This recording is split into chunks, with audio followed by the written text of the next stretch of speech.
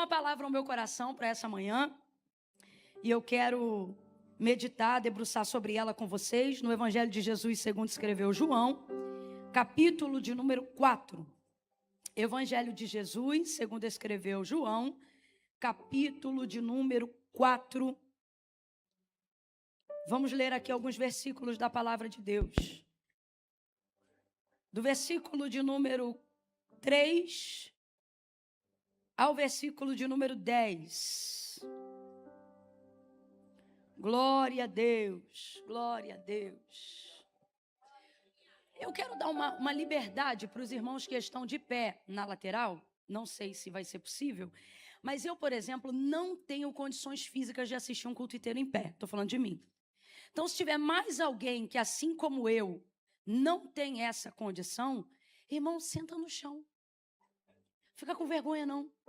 A pior coisa, às vezes, é você estar... Olha como é que Deus já está tocando, já está movendo. Aleluia. Eu acho que tinha alguém só esperando essa liberação. Sabe, irmão, porque para você não permitir com que o seu físico lute contra o seu espiritual, dizendo, ai meu Deus, acaba logo, não aguento mais, não sei o que, não sei o que lá. Então, já estou te preparando, já vai pegando assim, ó. Fica à vontade, viu? Não fique, que não, Camila, enquanto eu aguento, eu mantenho a postura. Você é minha inspiração, tá? Mas caso não se acanhe, viu? Normalmente, a maioria de nós come assentado mesmo, tá? Então, pode se assentar se você tiver liberdade para isso aí, onde você está. Vamos ao texto, diz assim, ó. Verso 3 em diante do capítulo 4 do Evangelho de Jesus, segundo escreveu João. Ele deixou a Judéia e voltou outra vez para a Galiléia.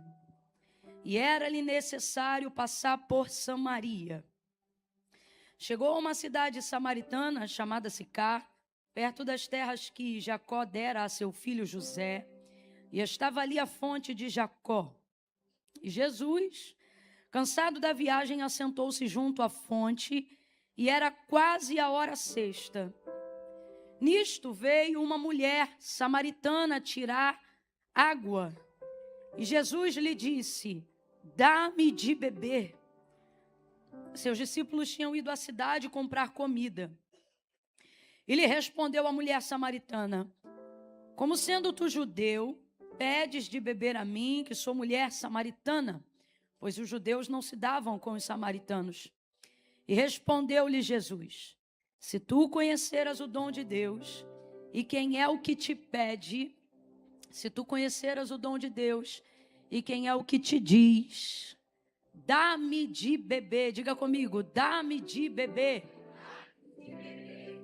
Era tu que lhe pedirias, e ele te daria água viva. Eu vou repetir o verso 10. Respondeu-lhe Jesus, se conheceras o dom de Deus e quem é o que te pede ou quem é o que te diz, dá-me de beber, era tu que lhe pediria e ele te daria água viva. Diga amém por essa palavra.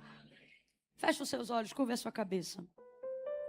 Peça ao Senhor em oração aí agora, suplique que Ele possa falar com você por intermédio da sua palavra. Peça isso de todo o seu coração.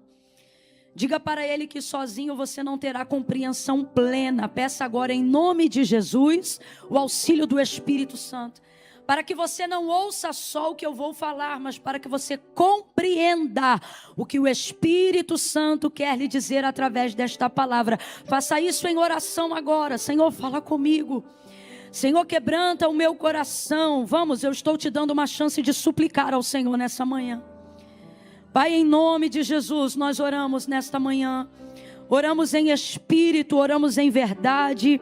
Clamamos a tua misericórdia nessa manhã. Tem misericórdia de nós. Tem misericórdia de nós na nossa limitação. Tem misericórdia de nós, Senhor, nas nossas crises, nos nossos pensamentos acelerados. Tem misericórdia de nós, Senhor, e organiza os nossos pensamentos. Não permita com que nenhuma ansiedade seja provocada enquanto a tua palavra estiver sendo pregada. Pai, em nome de Jesus, nós levantamos as nossas vozes e inclinamos a nossa alma. Nós curvamos a nossa cabeça como reverência física do clamor da nossa alma e te pedimos, fala conosco nesta manhã.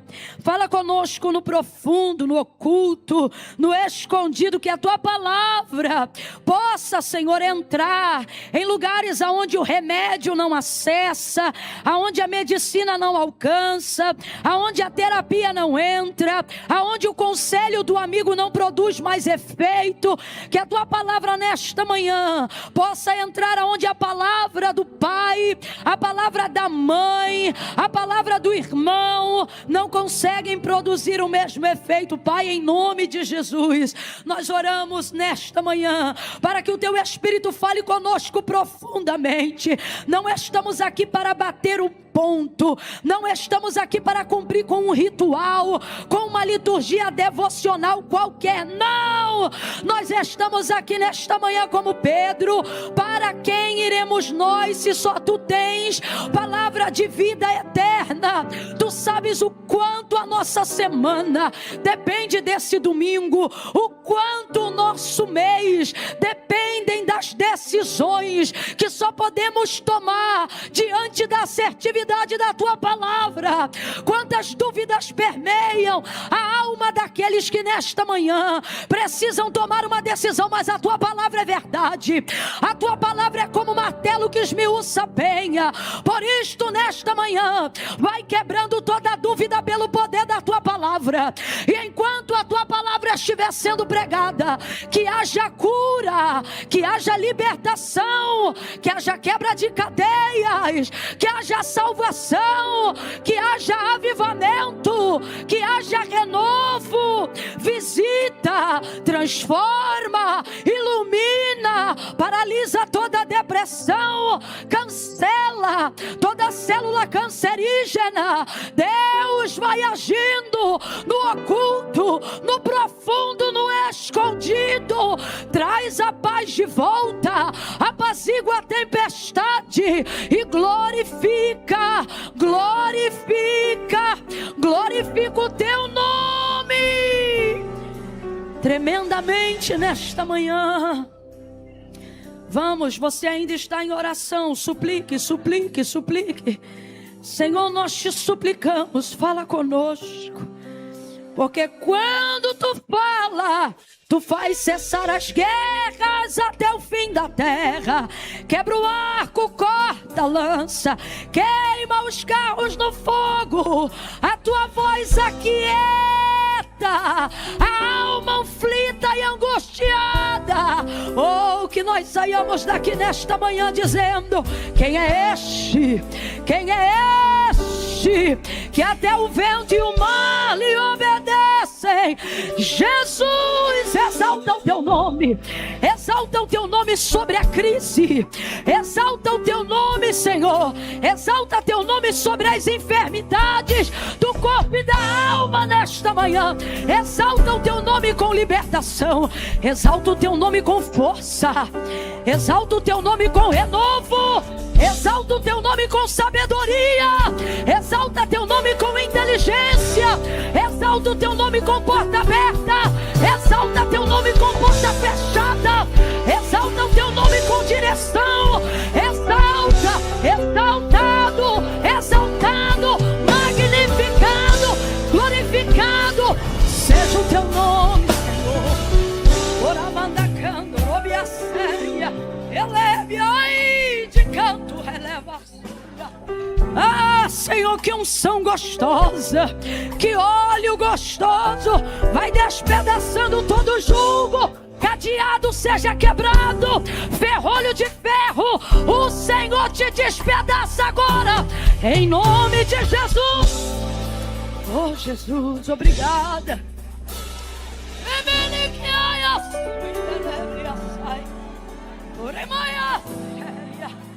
Aviva a tua obra, Senhor, e torna ela cada vez mais conhecida nessa cidade. Fala conosco, nos dirige, em nome de Jesus.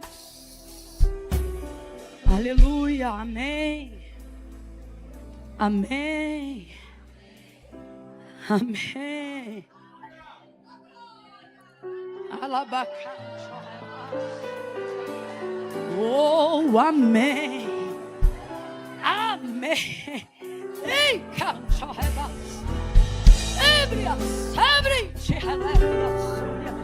aleluia. Aleluia.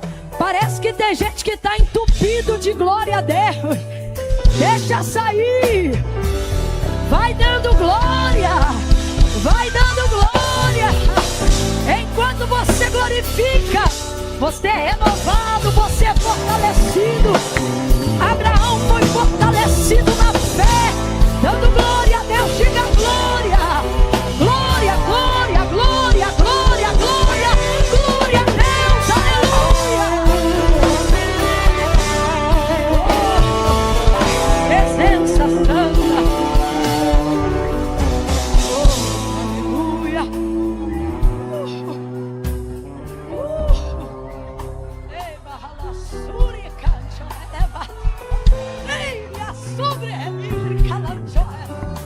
Há um renovo do Senhor sobre nós.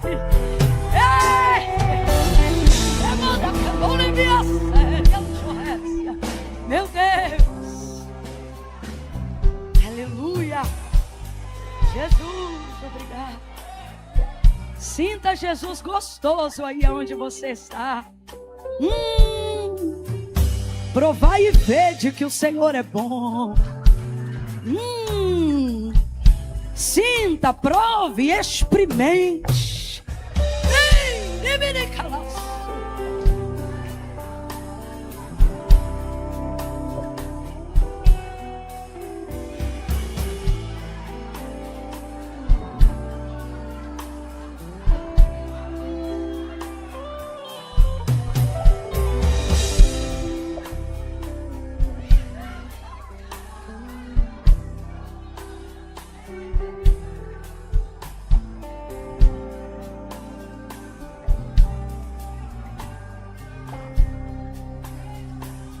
Glória a Deus. Aleluia. Como é o nome dele? Tiago, né? Tiago, eu lembro de você lá na sala da minha casa no Rio de Janeiro com o pastor Paulo. Uma visita rápida, né, que vocês fizeram lá. Eu estava te olhando aqui e vendo a hora que você estava trazendo a palavra profética. E eu me coloquei no lugar do pastor Paulinho e agradeci tanto, porque coisa boa no seu aniversário é você receber de Deus uma palavra. Nós recebemos muitas, mas receber assim, Senhor, o que o Senhor quer falar comigo hoje? E você foi o canal de Deus para a vida dele nesse aspecto, nessa manhã. E aí eu olhando ali você, eu falei, meu Deus, engraçado, de boca fechada ninguém diz, né? Que você é essa pessoa. E aí me lembrei na hora de você, lá na sala de casa, bem magrinho, parecia um cotonete. Mas você tá bem, você tá ótimo agora, você tá show. E aí eu me lembrei da palavra que o Senhor te liberou lá. E foi uma palavra ministerial, e foi acerca de ministério e de prosperar naquilo que Deus te confiou e prosperar materialmente, né? Sem precisar ter que se dividir em tantas coisas. E aí aqui agora, enquanto o Senhor estava renovando a todos nós, Ele renovava aquela palavra e Ele dizia, diga para Ele que a minha palavra permanece de pé. Viu? O Senhor não vai retroceder em nenhum milímetro. São as circunstâncias ao seu redor que vão ter que se curvar a palavra que Deus já lhe entregou. Você é um ministro e você comerá do altar. Viu? Coisa nenhuma te faltará, nem grande, nem pequena. Viu? Que o Senhor lhe dê toda a coragem necessária. Porque viver de fé é viver de risco e só vive assim quem tem coragem, viu, Tiago? Mas Deus me mandava lembrar isso a você nessa manhã. Diga a Ele que a minha palavra, ou seja, aquela lá da promessa, está de pé. E Ele vela para cumprir a sua palavra. Glória a Deus. Glória a Deus. Glória a Deus. Gente, Deus confiou ao meu coração uma palavra para essa manhã. E eu vou tentar ser bem fiel àquilo que Deus falou, porque esse texto para mim é muito desafiador. Ele está entre os capítulos preferidos, entre minhas histórias preferidas da Bíblia Sagrada. Então, para mim é difícil, porque para cada lado que eu olho dentro de algum versículo, ele me comunica alguma coisa, né? Mas eu sinto de Deus que nessa manhã, não é para eu ser uma árvore, é para eu ser apenas uma flor, né? Sabe aquela de solitário que entrega? Bem aquela dali. Então, é desafiador, mas eu sei que o Senhor falará conosco. Essa passagem, o último versículo que nós lemos, ele é muito raro. Tanto no Antigo quanto no Novo Testamento, quando se trata, seja no Antigo apontando para Cristo, ou seja no Novo, através do exercício do ministério do próprio Senhor, enquanto atuava como homem aqui na terra. Por que é raro? Porque Jesus não era de pedir nada a ninguém. Geralmente, Jesus chega dando, Jesus chega oferecendo, Jesus chega promovendo. Não é comum que ele expresse alguma necessidade nesse ponto, como fez com essa mulher samaritana. E no encontro dele com esta mulher, ele já chega pedindo. E se você olhar, ele nem contextualiza nada. Você vai ver que não tem um bom dia, não tem um boa tarde, não tem uma paz do Senhor, não tem um shalom, shalom, shalom, não tem nada. Parece até que ele está trabalhando para fechar o coração dela. Porque se tem uma coisa que fecha logo o nosso coração de cara, é alguém que já chega pedindo. E irmão pode ser o mais crente do mundo, fecha o coração na hora. E você pode ser até generoso. Ah, Camila, eu gosto de dar, eu gosto de abençoar, eu gosto de prover. E tudo isso a gente gosta, desde que ninguém nos obrigue. Desde que ninguém nos peça. Pediu, fechou na hora. A coisa é tão séria que às vezes você está no seu coração de fazer, mas quando o outro pede, você... Eu ia fazer, mas não vou fazer mais porque ele pediu. Não sabe esperar, né? Então, é interessante porque apesar de você, às vezes, e eu também, esquecermos de humanizar as histórias bíblicas, a verdade é que a gente está falando aqui de um encontro onde ele sabe que será visto como um homem e não como um Deus, de um encontro onde ele sabe que ele é judeu, e judeus e samaritanos não se dão, e não se dão porque os judeus não querem se dar com os samaritanos. E por que eles não querem se dar com os samaritanos? Porque, de fato, foram os samaritanos que miscigenaram e que contaminaram a pureza da etnia judaica. Então, o que eles pensam? Que eles são cães. E cão aqui é pior do que qualquer xingamento brasileiro ou português que você conheça. Cão aqui é considerar alguém fora da espécie humana. É uma maneira de dizer assim, eu não te considero gente. Então, para os judeus, os samaritanos eram tidos como cães. E cão aqui é a linguagem própria mesmo, sabe, da cadela na condição feminina. Você vai se lembrar, por exemplo, de Mateus capítulo 15, versículo 21 em diante. Jesus falando com uma mulher que era cananeia, grega, sirofenícia, ou seja, também não era judia. E aí ele vai conversar com ela em dado momento ali onde ela está pedindo a libertação da filha, está prostrada, adorando aos seus pés. E aí Jesus vai dizer, não convém pegar o pão dos filhos e deitá-los aos cachorrinhos. Quem já ouviu essa passagem? Pronto. E deitá-los aos cachorrinhos. E alguém pensa, gente, é inadmissível ver Jesus chamando uma mulher de cachorrinho, né? Isso é absurdo. Só que, na verdade, cachorrinho era a maneira que os judeus mencionavam entre si acerca daqueles que serviam a casa e que, de certa maneira, se convertiam à cultura judaizante. Então, quem era o cachorrinho? O cachorrinho, naquela perspectiva, era alguém que não tinha direito, mas tinha acesso. Eu vou falar de um jeito que todo mundo vai entender. Vou falar na linguagem do pet. Quem é o cachorrinho? O cachorro de casa. Quem é o cachorrinho? O animal de estimação.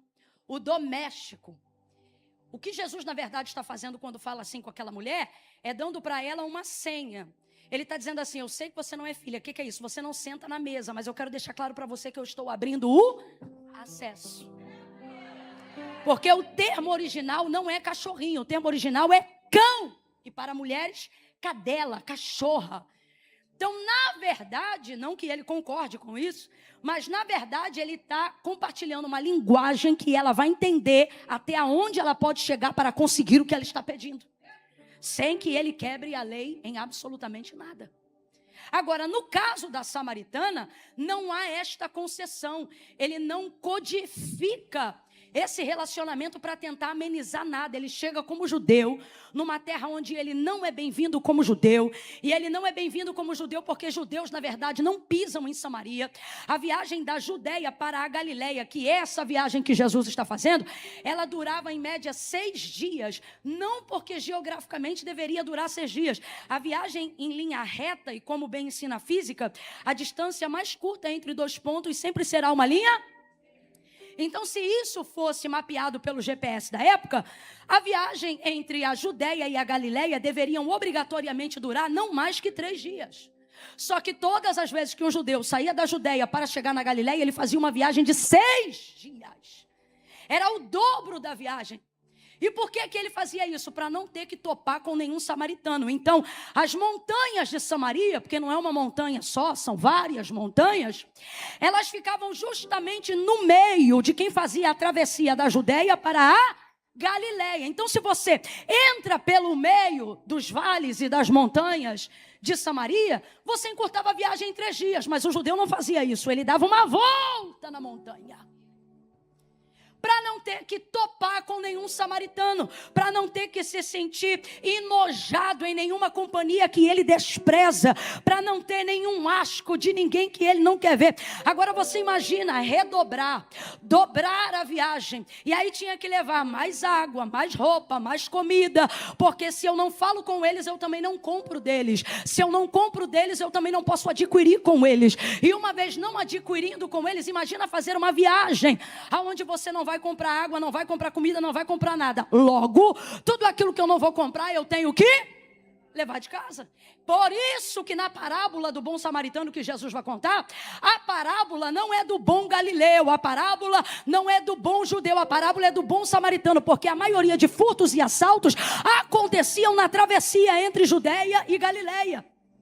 Sabendo que ali naquela região, e agora eu estou falando de história com H, naquela região existiam pessoas que viviam apenas do lucro desse furto, porque sabiam que iam ter caravanas de viajantes bem abastecidos, aonde eles poderiam assaltar para viver do lucro. Não é à toa a parábola do bom samaritano envolver um samaritano para poder falar de roubo e de espancamento. Jesus está adotando uma cultura e algo que acontecia comumente naqueles dias. E por que isso acontecia? Porque todo mundo tinha que levar uma carga maior. Já que eu não vou comprar, já que eu não vou topar com ninguém aqui, eu tenho que levar. E nisso você se tornava um alvo fácil. Ah lá, está dando a volta. Ah lá, está de carruagem. Ah lá, está de caravana. O que isso significa? Que os bandos nômades daquela região poderiam assaltar, porque ia ter comida para eles aquela semana, ia ter dinheiro para eles aquela semana, ia ter vinho para eles aquela semana, ia ter leite, ia ter azeite, ia ter todo tipo de moeda de troca, porque tem um judeu abastecido saindo da Judeia para chegar na Galileia, e ele está atravessando bem no entorno de Samaria, então vão pegar ele. Era basicamente assim. Mas Jesus, João vai abrir a narrativa dizendo assim, era-lhe necessário passar por Samaria. Então você vê que não é comum, não é costume, mas o texto está dizendo, João está dizendo, era-lhe necessário. Nem eles sabiam até então o porquê que era, mas sabiam que tinha um motivo para Jesus passar ali. Outra coisa é que necessidade não está ligado à vontade, né? Está ligado à maturidade, à responsabilidade de quem entendeu que tem que fazer o que precisa ser feito. E o ministério de Jesus é bem assim, né? Não faz o que quer, faz o que tem que ser feito. Ele dizia, o Pai faz tudo o que eu quero, porque eu faço tudo que lhe agrada. Você acha que Jesus gostava de fazer tudo que ele fazia na condição de homem aqui na terra? Gente, imagina. Imagina. Se isso fosse absolutamente verdade, para que esta oração tão humanizada no Getsemane? Pai, se possível for, passa de mim esse cálice. Qual é a vontade humana? Tem como ir por outro caminho? Mas, sobretudo, o Espírito prevalece, né? Todavia não seja como eu quero. Não seja feita a minha vontade, mas a tua vontade. Então, no ministério de Jesus, quando você vê João utilizando palavras como necessidade para passar em Samaria, isso aponta para o nível de maturidade que o ministério dele eleva aos discípulos. Fazer o que precisa ser feito. Diferente, por exemplo, da conotação grega de quando ele ia a Betânia na casa de Marta, Maria e Lázaro. Ele não ia lá porque tinha que ir, texto vai dizer, João 11, se eu não me engano, ele ia lá porque ele os amava. E não é o amor que Paulo fala como mandamento, é o gostar.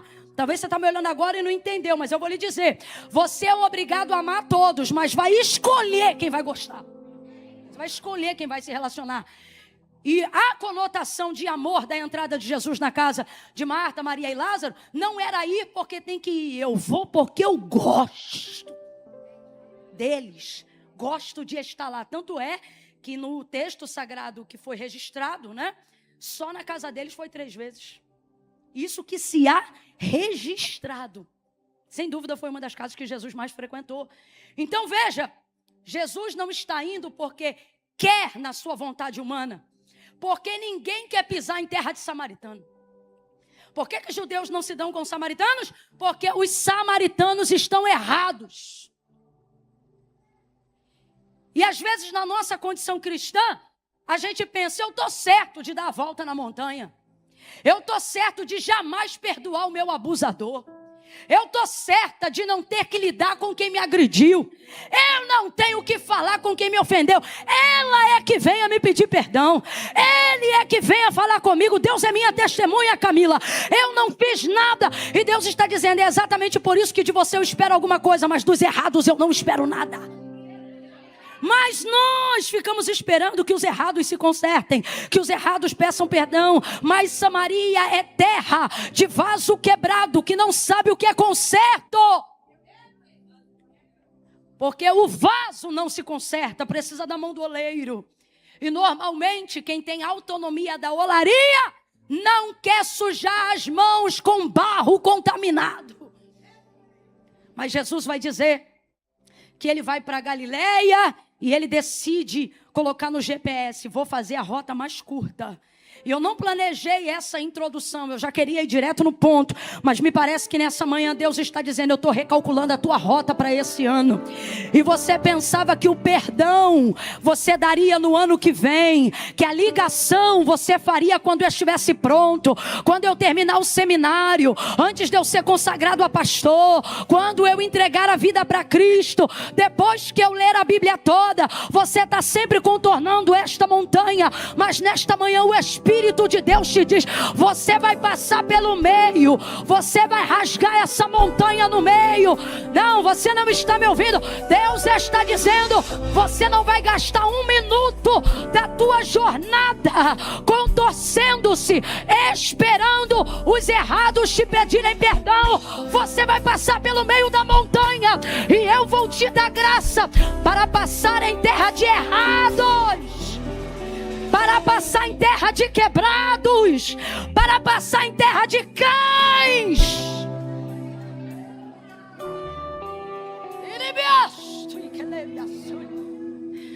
Você pensa, Camila, eu tenho caminhado em santidade, eu estou conseguindo me curar desse trauma agora. Não, olha, se fulano me ligar, eu atendo. Deus já me trouxe hoje aqui para te dizer, ele não vai te ligar, é você que liga para ele. Não, porque se ela falar comigo, eu respondo, pois eu estou falando com você. Claramente, ela não vai falar com você. É você que vai abrir o diálogo. Quer de Deus uma resposta? Toma, mas eu não queria essa. Pois é essa que nós temos nesta manhã. A montanha não será circulada. Nós vamos atravessá-la pelo meio e vamos ganhar tempo. É necessário remir o tempo. Eu estou sentindo tanta graça de Deus aqui. Poucas vezes eu senti isso. Eu estou sentindo empoderamento para perdão. Empoderamento para perdão. Deus está te empoderando para perdoar. Deus está te dando graça para perdoar. Deus está te dando força para perdoar. Tem alguém agora orando dizendo, eu não consigo. Deus está dizendo, mas em você eu posso todas as coisas. Você vai conseguir. Eu estou sentindo graça de Deus aqui. Levanta a mão direita o mais alto que puder. Vamos. Bota a esquerda na mesma altura. Vamos. Oh, meu Deus. Tem coisa retida na tua vida. Não abaixa a mão não. Tem coisa retida na tua vida, no teu ministério. E não é por falta de unção, não é por falta de palavra. É porque você consegue liberar todas as áreas, menos essa. Menos essa. Quando você vê a montanha, você dá a volta. Quando você vê que ele vai estar no Natal, você não vai. Quando você vê que ela está na reunião de família, você falta. Você vive dando volta. Ei, pois este ano você vai passar o Natal sentado à mesa da montanha. E Deus vai te dar graça. Levanta a mão. Senhor, aonde houver uma mão estendida e aonde houver uma área retida na vida dele ou dela, por causa do peso da montanha, derrama unção que desata julgos, cadeados e fortalezas agora na mão, em nome de Jesus, na mão. E aonde essa mão tocar, haja liberação e autoridade para perdoar. Eu vou contar de 1 a 3. Você vai botar a mão no ombro do vizinho e vai dizer para ele: atravesse a montanha. É 1, é 2, é 3. Sacode ele, pelo amor de Deus. Atravesse, atravesse essa montanha. Atravesse essa montanha. Ganhe tempo, ganhe tempo. Você vai atravessar. Você vai atravessar.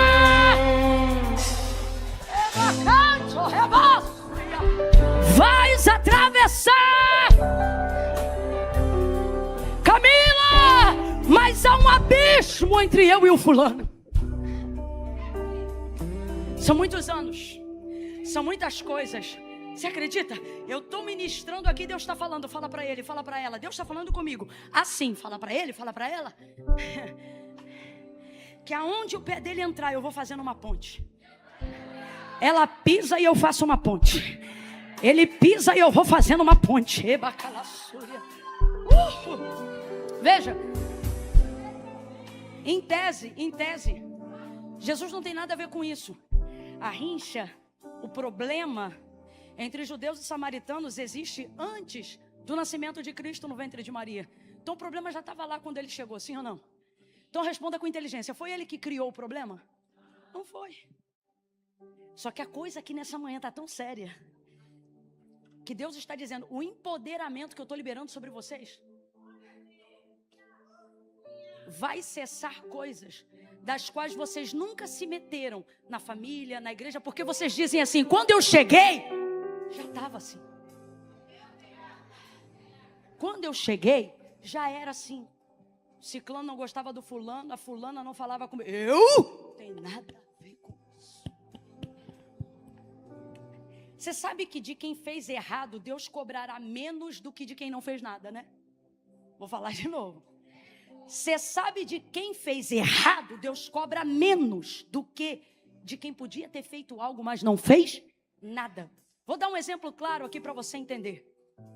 Quem pecava eram os filhos de Eli, Ofni e Finéias. Eles que pecavam. Quem adulterava, prostituía, roubava, eram eles. Ele praticava, ou seja, o sacerdote, o pai, ele praticava algumas das coisas que eles faziam? Não, nenhuma delas, pelo contrário. Tanto é que ele foi a voz que instruiu Samuel, quando viu que Deus passou na porta dele, mas não entrou para falar com ele. Foi falar com Samuel, que ainda era um menino. Então ele é um homem que discerne as coisas do Espírito. Só que o Senhor traz a sentença da casa sobre ele. Não só porque ele era pai, não só porque ele era sacerdote. E principalmente, não porque ele praticava nenhum desses pecados, porque ele não praticava. Ele não cometia. Só que ele sabia o que os filhos faziam e ele não fazia. Deus está mandando eu dizer aqui, sua omissão vai custar mais caro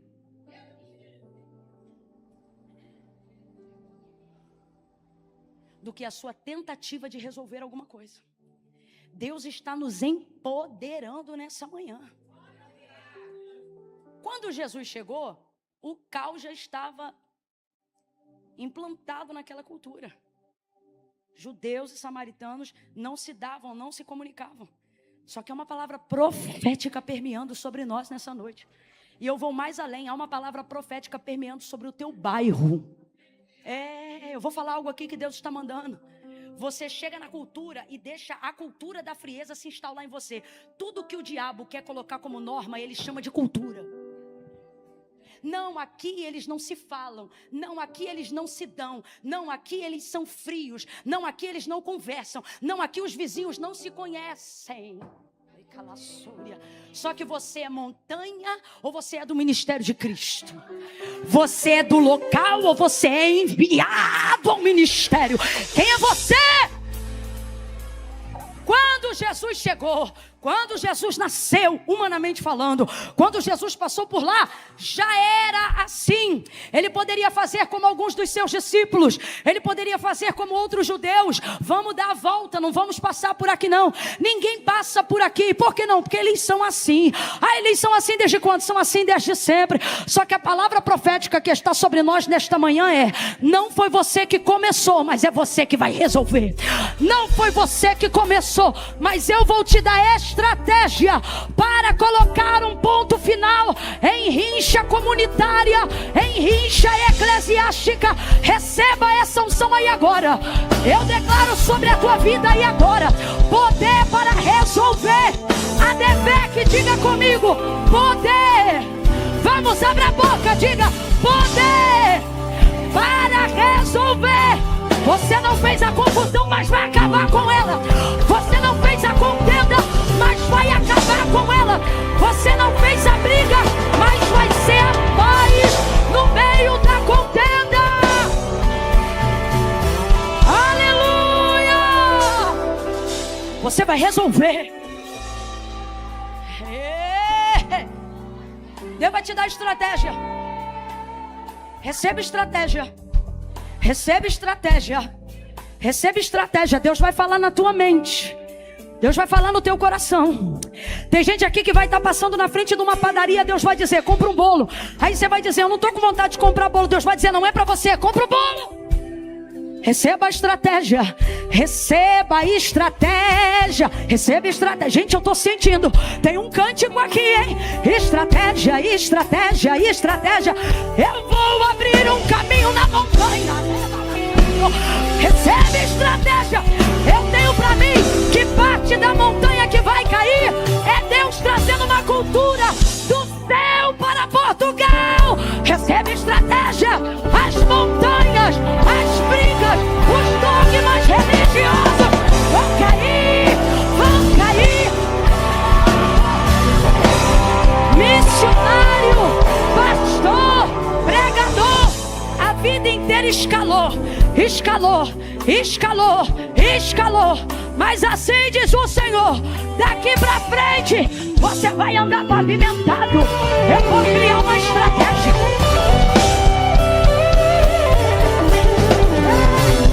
Uma estratégia.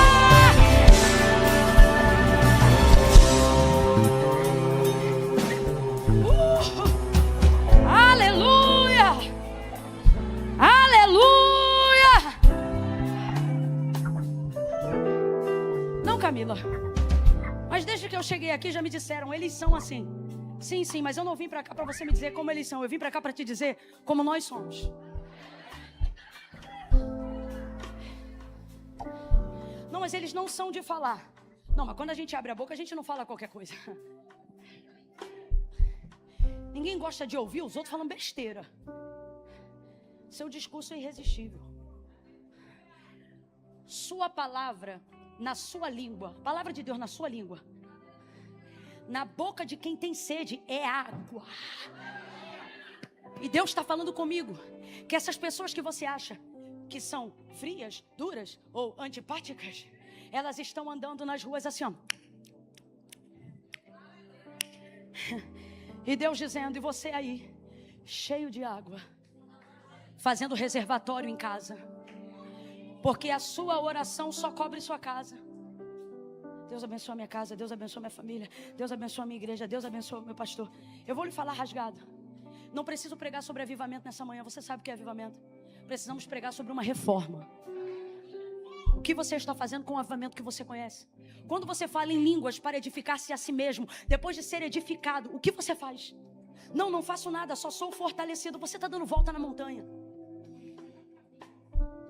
O que importa é seu destino. Não importa o como você vai fazer até lá. Isso é ridículo.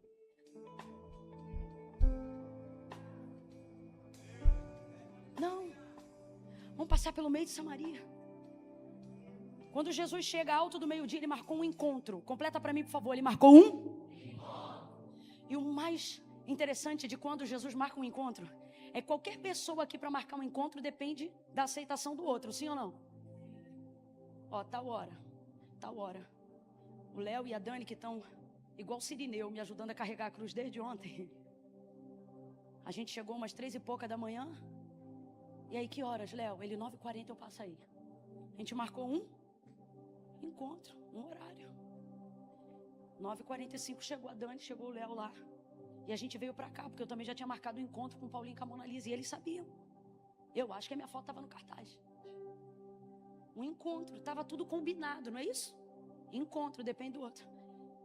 Jesus marca um encontro. E o interessante, e se você não nasceu num lar cristão, você vai entender isso ainda melhor. Ele marca um encontro contigo e não te avisa. E é bom demais.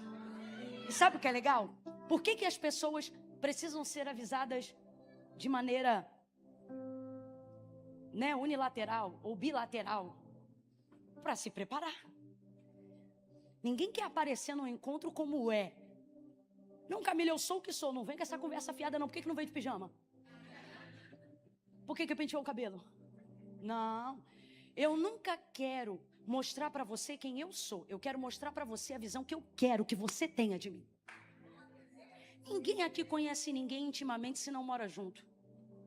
O que passamos para as pessoas não é quem nós somos, é quem nós queremos que elas vejam que somos. Sim ou não? E é por isso que Jesus, quando marca um encontro, não te avisa.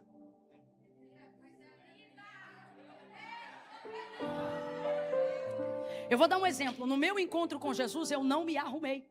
Porque ele tinha um encontro comigo, mas eu tinha encontro com um baile funk no Rio de Janeiro. O baile era todo sábado. Só que nesse dia que eu entreguei a vida para Cristo, o baile foi no domingo. E minha mãe me obrigava a ir à igreja quarta e domingo. Porque minha mãe se converteu e a gente já era adolescente e não queria ir para a igreja.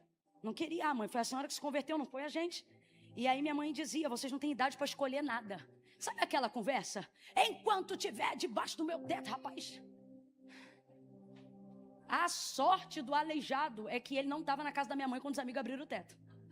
Porque se fosse na casa da minha mãe, ia dar uma confusão. Porque minha mãe tinha esse discurso. Enquanto estiver debaixo do meu teto, vai fazer o que eu quero. Mãe raiz. As Nutelas já estão pensando, psicologia não é boa. É, mas eu tô aqui, seu filho tá onde? Desculpa, mas... Escapou, saiu, falei. Então o que acontece? No meu encontro com Jesus, eu não estava pronta para encontrar com Ele. Não estava. Então minha mãe falou assim, você vai para a igreja? Eu falei, mãe, hoje eu não vou, o baile não é mais no sábado, hoje o baile é no domingo. Você vai para a igreja? Mãe, eu não vou. Vamos ver se você não vai. Falei, olha aqui, mãe, então tá bom, eu vou. Mas eu vou com a roupa do baile. Aí ela dizia, pode ir. Botei minha bermudinha samba canção. Na época estava na moda o Looney Tunes. Topzinho neon do Piu Piu. Tênisinho de camuça. Porque eu dizia assim, ó. Quando o culto acabar eu vou direto do baile. Porque hoje é o melhor baile e eu não perco o baile. Mas eu não sabia que no relógio de Deus era meio-dia. A hora que ele encontra com essa mulher, marcou um encontro comigo e não me avisou, tu acredita? Engraçado que ele não avisa para quem ele vai encontrar, mas avisa para quem está agendando o encontro. Eu tenho para mim que minha mãe dobrou o joelho, não só aquele dia, mas muitos outros, e ela dizia, Senhor, marca um encontro, faz a obra, chama pelo nome. Agora você vê, quem não era para estar no encontro, sabia às vezes do encontro antes da gente. Cheguei, sentei na última fileira, literalmente a última, por causa da roupa, né? E era uma igreja batista tradicionalíssima. Irmãos, eu me converti numa igreja batista tradicionalíssima. Você ouvia assim... Não tinha nenhum tipo de efusão. Mas o Senhor estava lá, falava conosco. E aí daqui a pouco o pastor fazendo apelo e eu olhando para o relógio toda hora, eu dizendo, meu Deus do céu, dá 10 e não dá 9, dá 10 e não dá 9. Eu tenho que ir, eu tenho que ir, eu tenho que ir. Minha mãe só olhando por cima do ombro, tipo assim, só vai depois da bênção. E olhando, e meu pezinho já batendo. Doida para ir embora.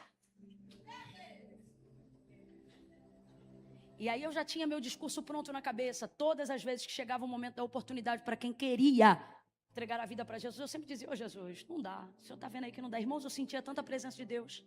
Eu chorava no culto, Deus falava comigo. Você que acha que Deus não fala com gente estranha? Deus fala e fala muito. Eu chorava, Deus falava comigo muito, falava no meu coração. Eu me quebrantava, eu chorava, eu dizia, Senhor, eu te amo. Ai, eu te amo, a tua presença é a melhor coisa da vida. Aí o pastor dizia que aceitar já, mas eu não posso, você sabe, tem baile hoje. Senhor, eu chorava. Chorava, hoje não dá, o senhor não sabe. Lá na escola vai ter uma gincana essa semana, eu já planejei uma armadilha para aquela ariranha.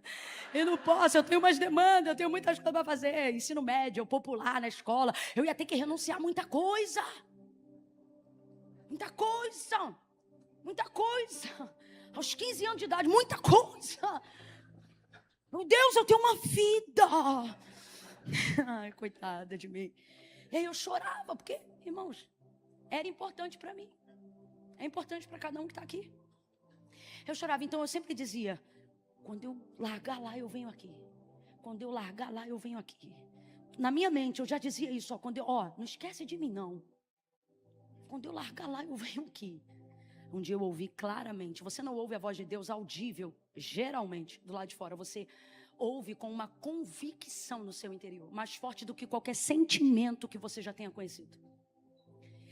E então eu ouvi Deus falar comigo, porque eu sempre dizia, quando eu largar lá, eu venho aqui. Quando eu largar lá, eu venho aqui. E nesse dia Deus falou, quando você vier aqui.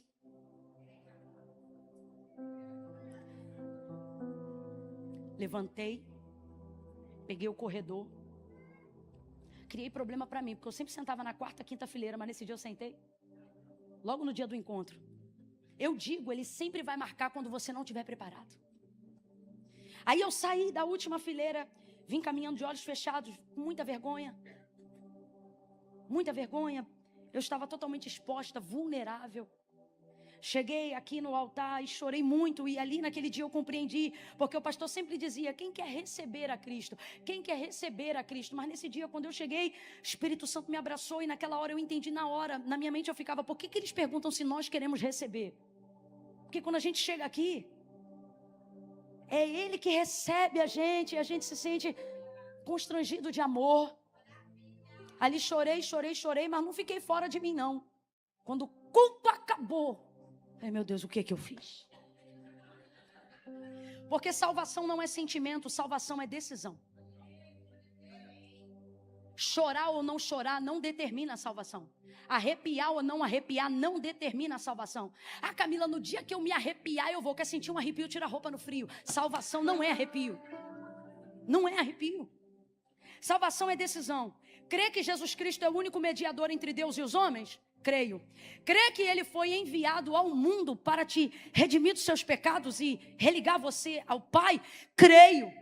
Crê que Ele em breve voltará? Camila, creio tanto que me pelo de medo. Então você é crente.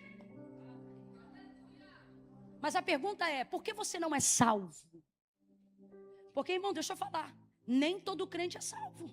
Mas todo salvo é crente. E qual é a diferença? A confissão de fé. Eu ia para a igreja toda quarta e todo domingo e nada mudava. Eu era crente. Por quê? Porque quando o demônio ia lá no meu quarto me perturbar, era o nome de Jesus que eu clamava. Sabe como é que eu sei que tu é crente? Quando o pau está quebrando lá, você conhece o nome de um monte de santo, mas você chama um nome só. E você ainda é das fervorosas. Ai, há poder no sangue de Jesus. Tu é crente, cara. Mas não é salvo. E por que não é salvo? Porque não confessa. E por que não confessa? Porque sabe que uma coisa é frequentar, outra coisa é decidir. Como é que eu sei disso? Porque eu frequentei mais de um ano, mas a minha vida só mudou quando eu confessei. Quando eu decidi. Aí eu me lembro que eu voltei para casa, muito consternada pela minha decisão, entendendo o peso da minha responsabilidade. E falei para minha irmã mais velha, que era minha parceira de baile.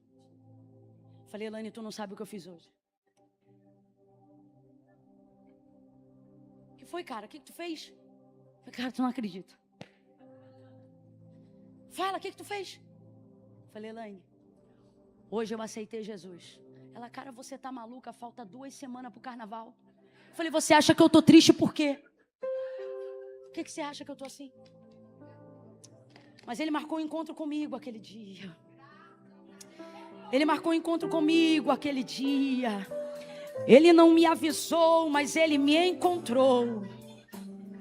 Ele não me preparou e ele me aceitou como eu estava, toda relaxada.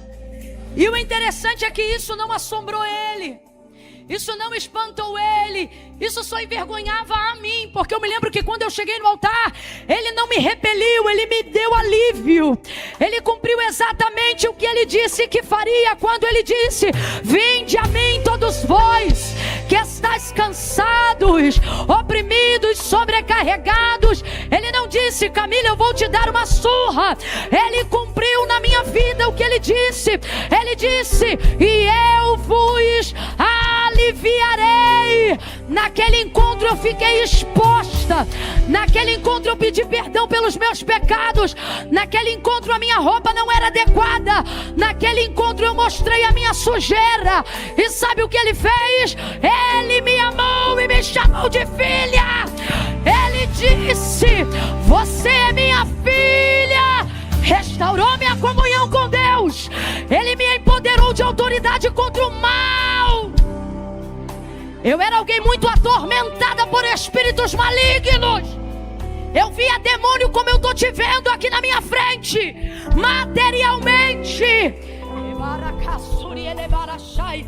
O meu medo de aceitar Jesus era o que o demônio ia fazer comigo quando eu aceitasse, chegasse em casa.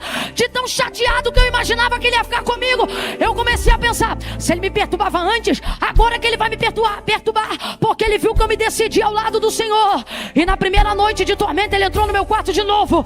E eu fui correndo pro quarto da minha mãe e eu disse, mãe, ele tá lá de novo. Ela falou, agora volta lá e diga pra ele que você pertence ao Senhor. Eu disse, mãe, eu tenho medo, eu não consigo. Aí ela dizia, vai lá. Aí eu fui e debaixo das cobertas eu dizia, sai daqui em nome de Jesus. E ele não saía. Aí eu voltei pro quarto da minha mãe e falei, mãe, vai lá, porque ele te respeita. Fala, senhora. Ela disse, eu não vou. Vai pra lá e grita, saia em nome de Jesus. Irmão, eu fui tremendo, a mão suando. Eu vivia terrores, eu vivia batalhas espirituais que eu não tinha o discernimento para viver. Aí eu me lembro que eu falava e minha mãe ouvia eu falar baixo.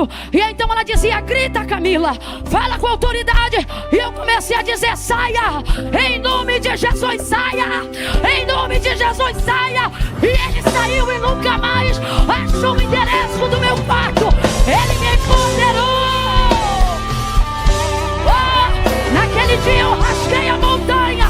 Naquele dia você não me domina mais. O território é meu, o governo é meu, a autoridade é minha. Rasgue a montanha.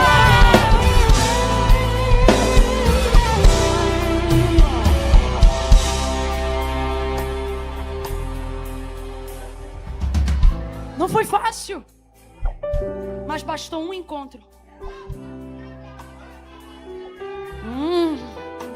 Naquele dia eu entendi o que futuramente eu conheceria.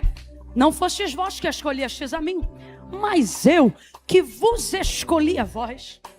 Escolhido. Escolhida, eu não te conheço, mas assim me manda o Senhor te chamar. Escolhida. Escolhido.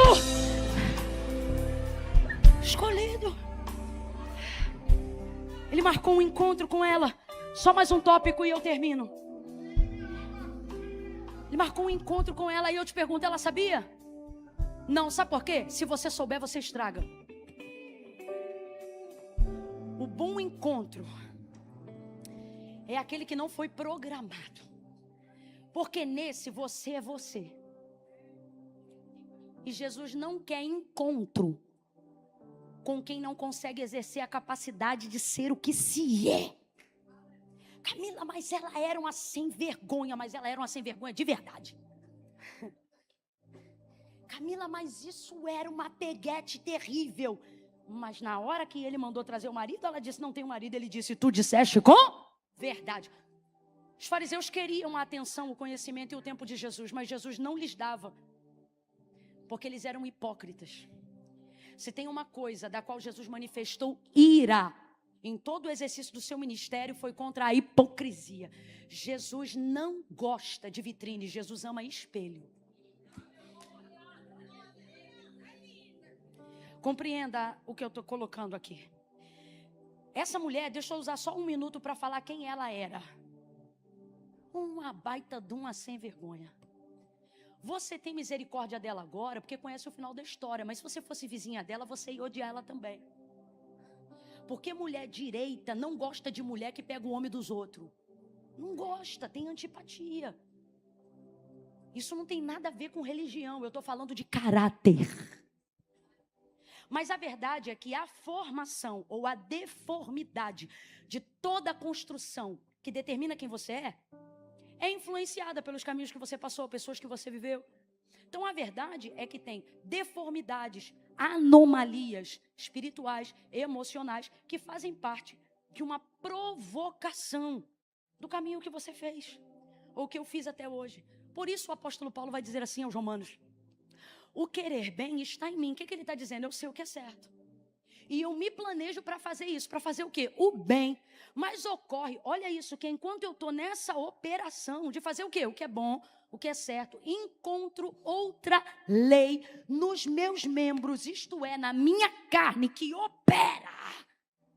Mano, que luta. Contra o querer bem que está em mim. De modo que o bem que quero fazer, mas o mal que eu não planejei. Tu vê, rapaz, a gente planeja para fazer o certo e dar o errado. Para fazer o errado a gente não planeja, a gente faz espontaneamente. Ô desgraça. Aí ele diz, miserável homem que sou, quem me livrará do corpo dessa morte? Mas o texto não termina assim não, termina com ele dizendo, mas graças dou a Jesus Cristo. Ah, se você estiver ouvindo essa palavra, faça como ele nessa manhã, levante a sua mão e diga graças a Jesus Cristo. Que é quem empodera ele de autoridade para que o Espírito vença o miserável homem que está na sua carne.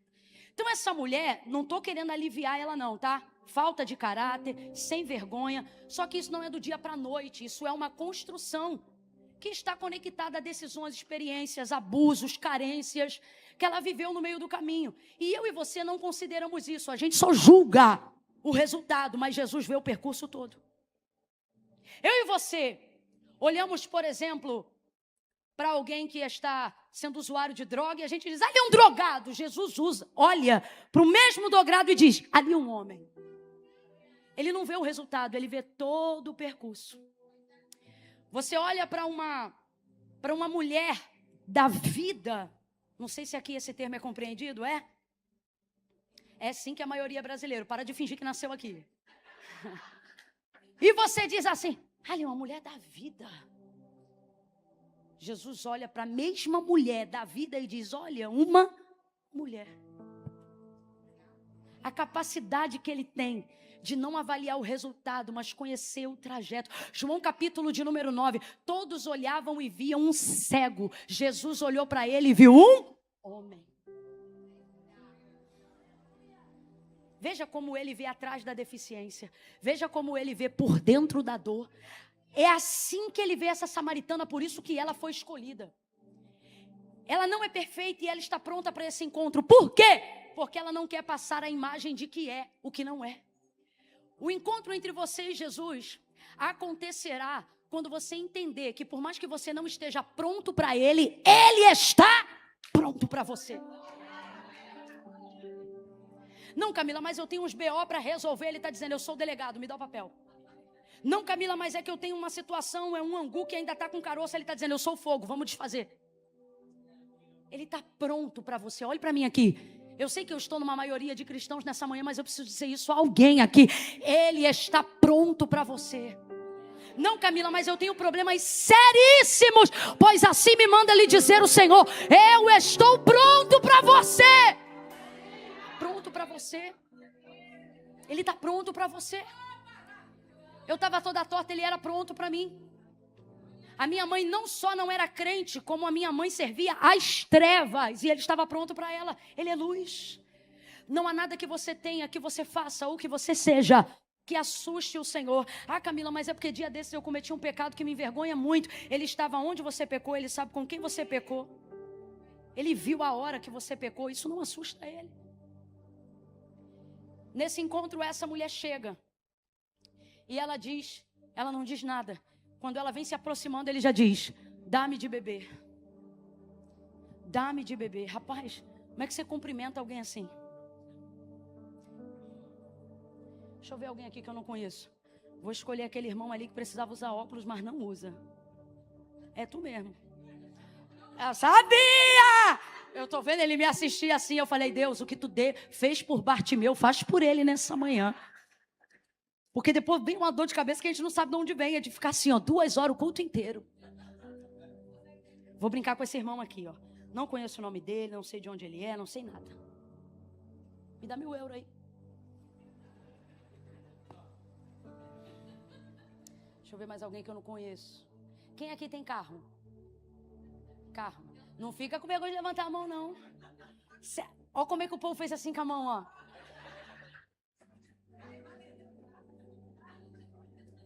Você que levantou rápido. Qual é teu carro? Mitsubishi é bom. Me dá teu carro.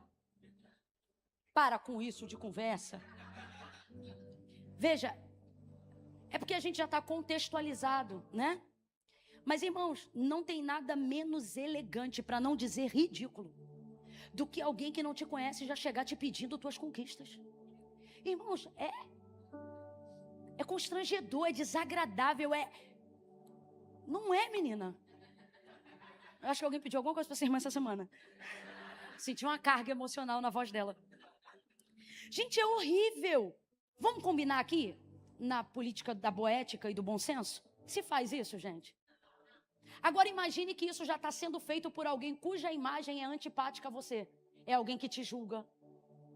É alguém que sabe dos teus pecados. Porque é assim que o judeu olha para o samaritano. Vocês são cães. Nós somos filhos.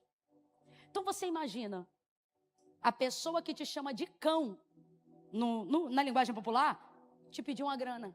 A pessoa que te humilhou quando tu comprou teu carro, falar: me empresta a chave do carro que eu preciso levar alguém. Gente, tem que ser muito crente para não dizer. O quê? Repete. Não, deixa eu abrir a câmera aqui. Fala de novo.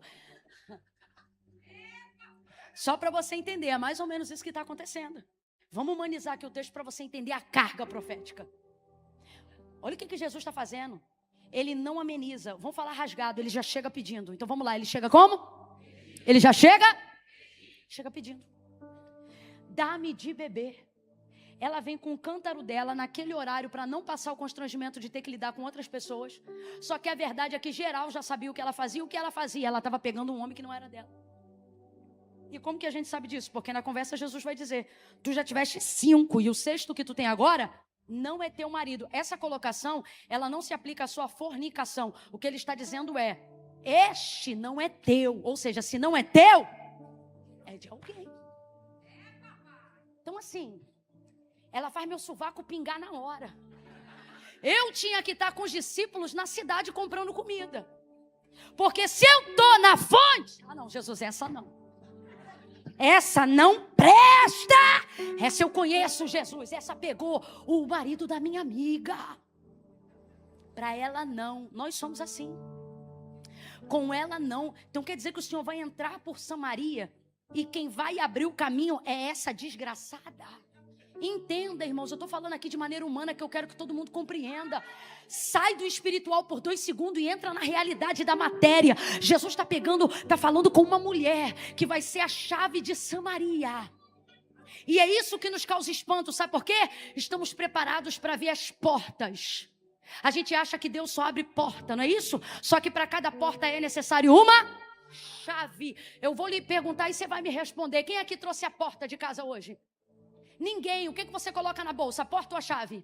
A porta ou a chave? Agora me diga, quando eu olho para a sua chave, eu consigo saber o tamanho da sua porta? Eu consigo saber se ela é grande, se ela é pequena, se ela é a dos fundos ou se é da frente, se ela é do portão ou se ela é da porta da sala. Consigo? Não, a chave não tem aparência, a chave não diz o tamanho da porta.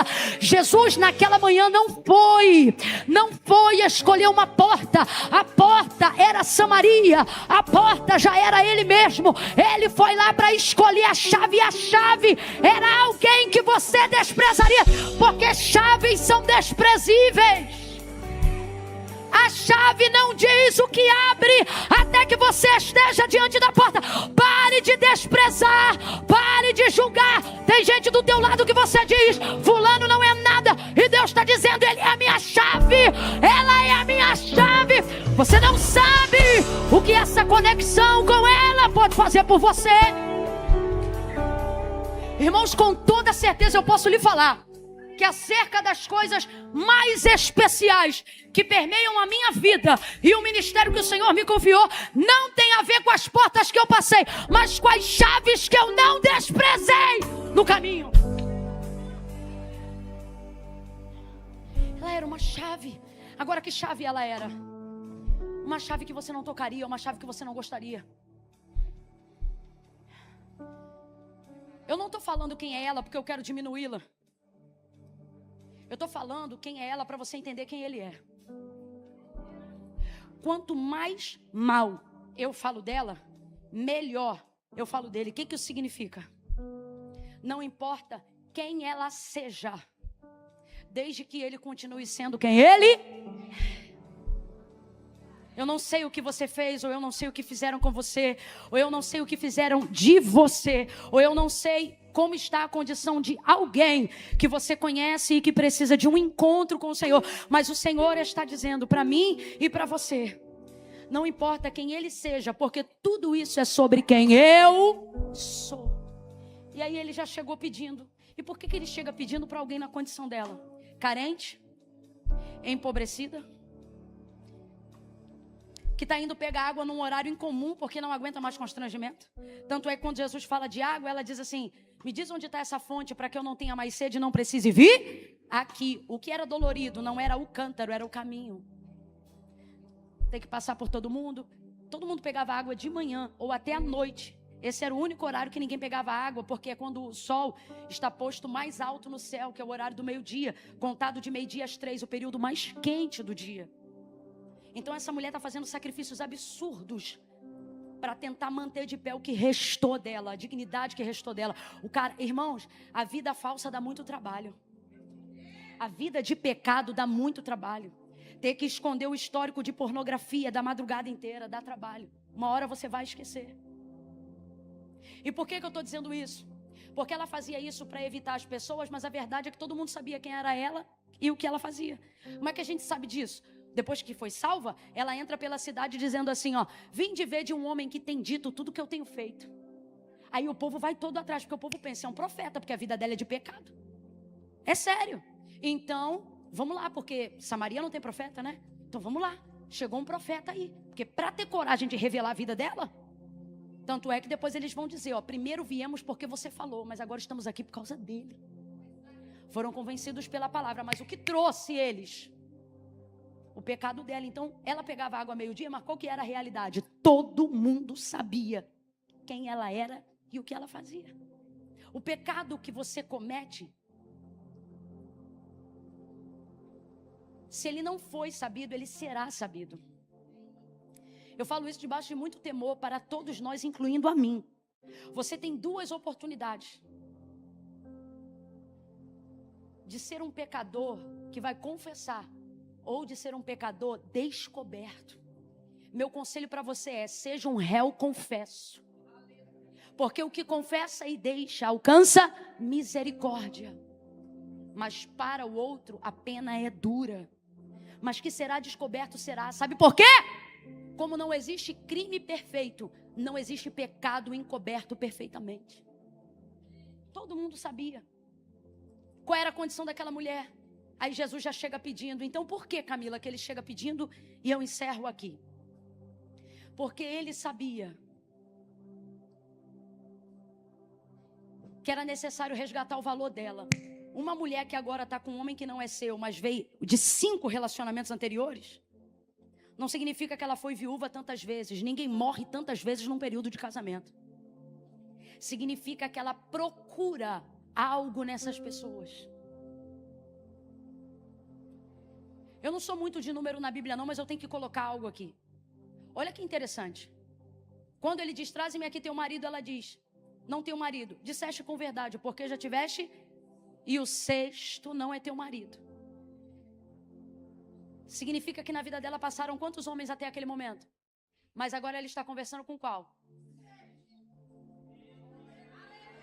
Eu não sou de me apegar muito a número na Bíblia, mas tem coisa que não dá para ser ignorada. Por exemplo, na Bíblia, o 40 é a representatividade legítima de abertura e fechamento de ciclo.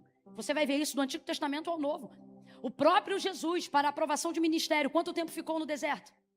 40 dias e 40 noites, um ciclo fechado. E então depois ele foi aprovado. A mesma coisa é o 7, é um princípio. Não são 7 castiçais à toa, não são 7 espíritos à toa, não é 7 montes à toa. E o mundo não foi criado em 7 dias à toa. O 7 tem o significado da perfeição. Quando nós falamos 7, falamos do que é suficiente, falamos do que é perfeito. Agora veja, tu já tiveste 5. E o sexto que tu tem agora não é teu marido, mas agora tu está conversando com o 7º. Deus me manda liberar isso aqui para alguém. O 7º vem aí. Quem é ele, Camila? Ele é o perfeito, ele é o completo. Nele eu não procuro mais nada, nele eu não procuro mais ninguém. Ele preenche toda a área carente, todo abandono, todo rombo, todo desleixo. É ele que vai preencher. Mas para isso você vai ter que entregar. Por quê? Porque ele já chegou pedindo e ela não quis dar. Porque nós somos assim. Se ele chega dando, a gente recebe. Mas se ele chega pedindo, coração fecha na hora. Se eu digo assim, ó, levanta a mão aí para receber um carro, a gente levanta na hora. Mas se eu digo, levanta a mão aí que tu vai deixar teu carro hoje aqui, você diz, tá repreendido. Eu digo, irmã, Deus está falando comigo. Você vai dizer, mas comigo não falou nada ainda não, irmã. Se eu chego aqui e digo assim, ó, Deus está mandando eu te dar uma casa, você diz, aleluia. Você vai dizer, ele falou que ia fazer isso. Mas se eu chego diante da mesma pessoa e digo, Deus mandou você me dar a sua casa, vai dizer, não, irmão, senti nada não. Não, sim ou não, gente? Porque quando ele chega dando a gente, ó, mas quando ele chega pedindo, a gente faz prova. Sim ou não? Ele não chegou dando, ele chegou. Agora raciocina comigo. Do que precisa aquele que diz ao cego, veja? Do que precisa aquele que diz ao leproso, seja curado e a sua pele fique igual a de um bebê? Do que ele precisa? Do que precisa aquele que os discípulos dizem, o que daremos de comer a toda essa gente? E então ele começa a partir pães. E de repente, num lugar onde só tinha 5 pães e 2 peixes, cestos terminam sobejando de carne e de trigo. Do que precisa aquele que diz ao paralítico, levanta, toma a tua cama e anda, e o homem levantou. Do que precisa ao que diz aos demônios, saiam, e eles batem em retirada. Do que precisa aquele que diz ao morto, vem para fora, e ele ressuscita. Para raciocinar um minuto. Do que precisa aquele que tem poder para ressuscitar os mortos, que tem poder para curar os enfermos, que tem poder para repreender os demônios? Do que precisa o construtor de pontes, o arquiteto do universo? Do que precisa aquele a quem o vento e o mar lhe obedecem? Do que precisa aquele que tem o poder para caminhar sobre as águas? Do que precisa aquele que faz a transfiguração do próprio ser iluminado sobre a montanha diante de Moisés e de Elias? Do que precisa o Filho do Deus vivo? Do que precisa o Verbo vivo feito em carne? Do que precisa o Alfa e o Ômega?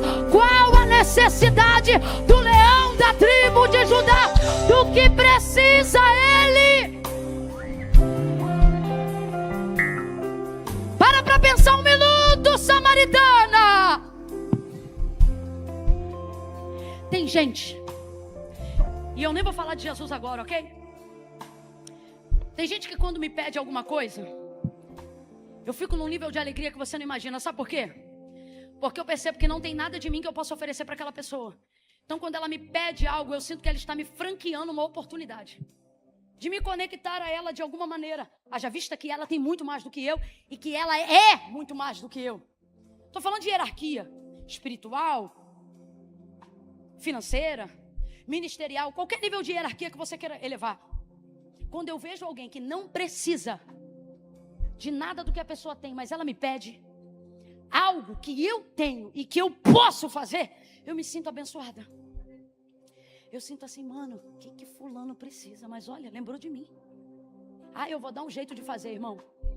Eu vou dar um jeito de ir, eu vou dar um jeito de dar, eu vou dar um jeito. Por quê? Porque eu entendo que materialmente, financeiramente, espiritualmente até, aquela pessoa não precisa. Mas ela está me franqueando uma oportunidade de poder me conectar a ela, a um projeto, a um propósito, a algo muito maior. Quem está entendendo, diga amém. É isso que Jesus está fazendo com essa mulher. Ele não está pedindo porque ele precisa dela. Ele está pedindo porque ela precisa dele. Se ela precisa dele, por que ele não chega oferecendo algo para ela? Porque ele precisa livrar ela da miséria mental. E qual é o maior nível de miséria e empobrecimento que um homem, que uma mulher pode chegar? Acreditar que não tem nada para oferecer.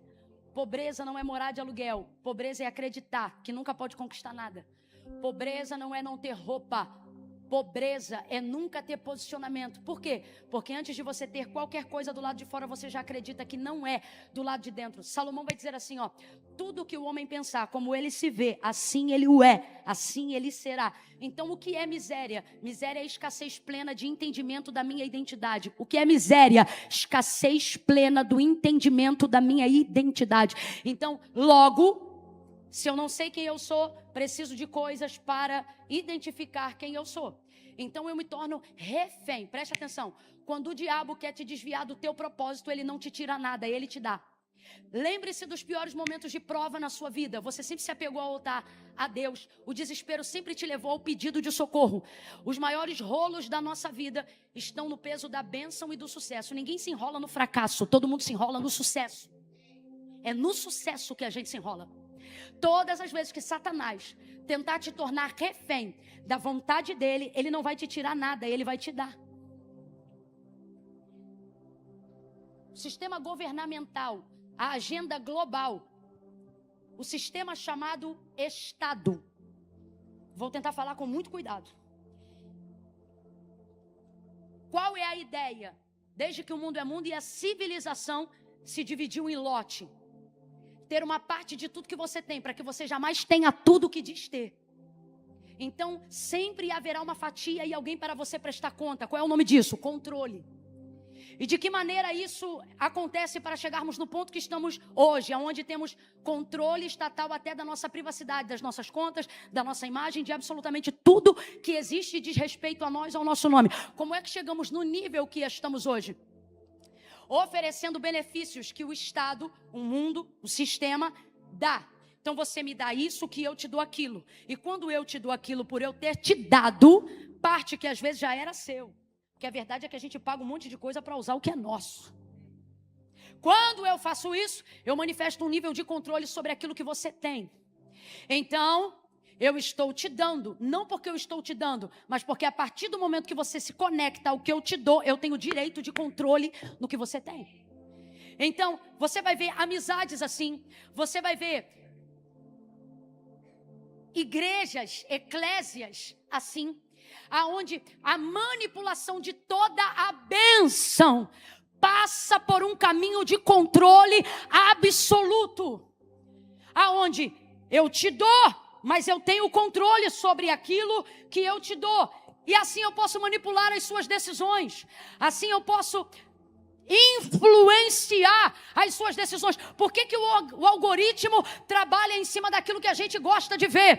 Para que ele continue nos mandando aquilo que nós gostamos de ver. E a sua visão de mundo vai sendo reduzida a um algoritmo que te influencia a pensar nas únicas coisas que você acha que existe no mundo. Mas não é a única coisa que existe no mundo. É a única coisa que existe no seu mundo. E o algoritmo está ali te controlando. E sem perceber você ainda diz assim: não, minha cabeça é meu guia. Ninguém me controla. Você pensa que não controla, mas a maior influência não é a que diz que está te influenciando, é a que te influenciou quando você não percebia, porque ela vai fazer você acreditar que é você mesmo que está pensando. Essa é a melhor influência. Achar que todo o caminho que você vai percorrer daqui para frente foi uma ideia sua. Mas a verdade é que a criação com os seus avós, a rede social que você acessa, seu grupo de amigos te influenciou diretamente a cada decisão que você vai tomar em 2026. Quem ainda está me ouvindo, diga amém. Então, como que o mundo e como que Satanás trabalha nessa perspectiva? Vamos dar. E agora eu tenho uma palavra doutrinária para essa igreja, porque aqui eu fui como pregadora, mas agora entrego no espírito da profecia. Quem tem ouvidos, ouça o que o Espírito diz à igreja nesta manhã. Entramos então numa atmosfera agora espiritual, cultura do reino. Entramos aqui porque precisamos de Deus. E sabe como? Nos últimos 30 anos, os crentes ou cristãos acreditam que a bênção de Deus é sobre eles à medida que eles recebem coisas de Deus. Quando Deus me cura, Deus é Deus. Quando Deus me abre porta, Deus é Deus. Quando Deus me dá um casamento, Deus é Deus. Se Deus tirar o tumor maligno de mim, Ele é Deus. Se Deus curar da AIDS, Ele é Deus. Se Deus me der um marido, Ele é Deus. Se Deus prosperar minha conta, Ele é Deus. Se Ele me der minha cidadania, Ele é Deus. Você não percebeu, mas já está com uma mente miserável mesmo estando na cultura que você chama de reino. E aonde está a miséria, Camila? Eu sou crente, eu sou dizimista, eu sou ofertante, eu estou na igreja. A maneira sistêmica como a sua mente foi induzida a pensar. Você pensa, eu sirvo a Deus porque Ele me abençoa. E porque Ele me abençoa, Ele é Deus. Por isso, eu sempre estou esperando Ele me dar. Não é pecado pedir, pelo contrário, pedir e dá-se-vos-á. O homem que não pede esquece de se humilhar diante de Deus. Pedir é bom, mas o problema é a maneira sistêmica como isso tem funcionado nas igrejas em geral. Qual é o nosso pensamento? Viemos para cá, a coisa é tão séria, meus irmãos, que a gente não vem para o culto para prestar culto. Vamos falar rasgado? Você está indo para onde? Está indo para a igreja, vai lá fazer o quê? Vou lá receber uma bênção. Nós não viemos para cá para dar, nós viemos para cá para receber. Eu vim receber minha cura, vim receber meu milagre, vim receber minha bênção, vim receber minha vitória. Guarde isso. Todo o restante da liturgia que provocamos no culto é criação nossa para louvor a Deus. A única liturgia que Deus estabeleceu como culto para reconhecer que um culto é o culto é a entrega da oferta. Seu coração está tão preocupado que você já está com medo de eu pedir oferta de novo. Fica calma, não vou te pedir nada não. Mas é só para você entender. Tá sim. Eu tô aqui em cima, eu tô vendo o rostinho de cada um. Tem gente que já pensou, já mudou a conversa para pedir dinheiro. Não. Fica tranquilo, eu vou pregar até o final. E eu creio que daqui para frente ninguém te pede mais nada hoje aqui no culto. Nesse culto da manhã. Só que o seu coração tá tão tomado de receber que se eu mudar o tópico para pedir, aí você começa a entender o que ela sentiu. Porque você diz que serve a Deus, mas você está servindo a versão idealizada do Deus que você criou. De um Deus que te dá. De um Deus que te abençoa. De um Deus que provê tudo. E por quê? Porque muitos pregadores de nós têm falhado. E têm criado a ideia de que a bênção de Deus está naquilo que Ele te dá. Me ouça, porque eu preciso entregar esse recado. Como eu disse, o meu sermão já terminou. Mas essa parte é um mandamento que Deus me dá nessa manhã. Começamos então a desenvolver essa ideia. Que ideia é essa? Miserável. Você não é miserável quando não tem uma roupa, quando não tem um carro, quando não tem um passaporte. Não! Você é miserável quando se assenta na mesa da recebedoria e pensa sempre em uma vantagem, em alguma coisa que te beneficie, porque você é tão pobre mentalmente que você pensa que só tem condições de... Fica com medo não, só tem condições de... É nessa hora que você é miserável e é nessa hora que Satanás cega seu entendimento. O jeitinho brasileiro nasceu na imagem do escravo. E vamos falar, porque Brasil, Portugal, eu estou pronta para essa mensagem. A realidade é que na mente de um escravo, Ele foi criado não para pertencer a nada, mas só a ter. Então depois a gente evolui, mas a mente continua em algemas. Algemas que te prendem a um sistema que te dá para ter controle e que você não aceita dizer não, porque o seu desejo de receber é maior do que se importar com o controle que alguém terá sobre você. É por isso que você está num emprego desgraçado, desagradável, mas você diz, eu não saio daqui, porque Deus não me deu direção. Mas se o emprego já é desgraçado, miserável, se ele já é corrupto, você não precisa de uma direção, era só manter seu caráter, mas ele te dá e ele te prende. Vamos falar rasgado, e se não der glória a Deus, não tem problema. Eu tenho uma mensagem para esta igreja e eu vou entregar. Por que uma mulher que se submete a pegar água meio-dia debaixo de um sol escaldante se submete a isso? Tem alguma coisa que esse homem dá para ela. Porque ninguém fica numa posição tão ínfame se não estiver recebendo alguma coisa. Só que dignidade, eu disse, dignidade não é o quanto você é capaz de ter, mas é o quanto você é capaz de perder para não deixar de ter. Sem dignidade, abandonada. E por que ela está assim? Porque há um controle de quem é alguém que não está ali sobre ela. Por isso que você precisa tomar decisões hoje nesse culto. Porque aqui você está blindado no encontro. Mas quando o culto acabar, o sistema vai voltar a exercer pressão à sua volta. Segunda-feira está aí. E não importa o quanto você chorou nesse culto, o sistema vai te arrochar, irmão. O jeitinho brasileiro vai coçar na tua mão. A vontade de ver uma oportunidade em todo oportunismo vai tentar a sua mente. E nessa hora, você precisa entender que é melhor dar do que receber. Se no que você recebe com isso um controle que monopoliza suas decisões, seus princípios, é melhor então não receber. Dê de volta fidelidade, lealdade, dignidade e deixe a sociedade te chamar de otário por não entrar num consórcio, num acordo, num esquema. Se Deus disse que vai te dar a tua cidadania aqui, não entre em esquema, espera no Senhor. Espera no Senhor. Dê de volta lealdade, fidelidade, verdade. Então quando Deus instaura o culto, Ele não determina nada disso do que fazemos hoje. Louvor, adoração, nada disso, nada disso. Isso aí é a gente, igreja apostólica, Paulo, e a gente entende que isso é maravilhoso e se transforma no culto racional, desde que a igreja é igreja e o mundo é mundo. Posso ouvir um amém? Amém. Nós amamos isso. Agora, para Deus, o que estabelece que um culto seja um culto? Entrega a oferta. Ele faz o tabernáculo e ele diz assim, Moisés, só fala uma coisa para esse povo. Olha o que estava na liturgia. Que ninguém se apresente diante de mim com as mãos. Tinha gente que era rica, tinha gente que era pobre. Então ele dizia, os ricos podem dar até novilho, ovelha, o que quiserem. E estabelecia cada entrega de acordo com a necessidade de cada um. Mas e quem não tem? Não tem problema, até oferta de cereais, ou seja, até uma semente era aceita por Deus, desde que isso fosse entregue na sua intenção. O que eu estou dizendo com isso? Criamos então, com o passar dos anos na nossa cultura ocidental, a ideia de que culto é lugar de receber. Está tudo errado. Culto não é lugar de receber, mas eu recebo, isso é consequência, não é a intenção pela qual devemos estar aqui. Então eu não posso ir para um culto para receber, eu devo ir a um culto para entregar, para dar. Quando você botar isso na sua cabeça, você vai aprender a parar de colocar nota que você nem sabe quanto é dentro do envelope. Você vai separar a oferta uma semana antes para entregar na casa de Deus. Quando você botar isso na sua cabeça, você não vai pegar qualquer roupa para botar na igreja. Você vai olhar uma roupa e vai escolher de acordo com a vontade do Espírito Santo e vai vir para o culto. Você vai entender que o culto é o lugar onde você veio para dar, para entregar. E receber é uma consequência, que pode ser que sim, pode ser que não. Então o que faz de um culto? A entrega. Então veja, quando ele pede para ela, ele está dando para ela uma oportunidade de entrega, de dar. essa mulher precisa de um perdão que só Jesus pode dar.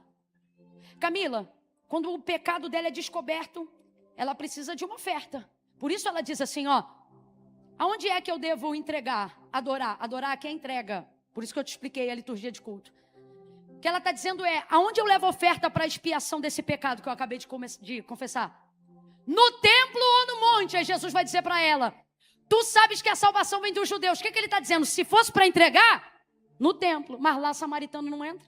E no monte? No monte é Deus que não recebe. Olha a luta dessa mulher. Ela quer se consertar, mas não tem aonde entregar. Porque no templo ela não entra. E no monte é Deus que não recebe. Porque quem perverteu o altar foram os samaritanos. Então ela está numa roda fechada. O que ela precisa agora? Ela precisa de um sacerdote. Ela precisa de um altar. E ela precisa de uma oferta. O que ela tem humanamente falando? Você olha e você diz, vai morrer no erro, não tem nada. Só que vamos olhar pelo Espírito de Deus? Ela precisa de um altar. O texto diz que Jesus está assentado sobre a fonte de Jacó. Aquilo ali é um altar do memorial de Deus. Qual é o nome do nosso Deus? Por memorial. Ele é o Deus de Abraão, Deus de Isaac e Deus de... Então diga para mim, a fonte é o quê? Um altar. A fonte é o quê? Eu não estou forçando não, tá? Literalmente, a fonte é um altar. Sabe o que é mais maravilhoso? Para o tipo de pecado que ela cometeu, ela precisava de um cordeiro. Sem mancha. Imaculado. Sabe o que eu acho lindo?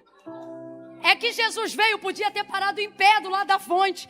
Mas João faz questão de escrever assim, ó. Cansado da viagem, sentou-se. Agora, se você já pegou, diga pra mim.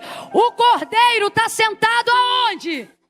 Aonde? Então ela já tem um altar. E ela já tem um cordeiro entregue. Sentado. Oh, meu Deus. Como uma oferta. Agora vamos para a terceira e última parte. Ela precisa de um altar, ali está a fonte de Jacó.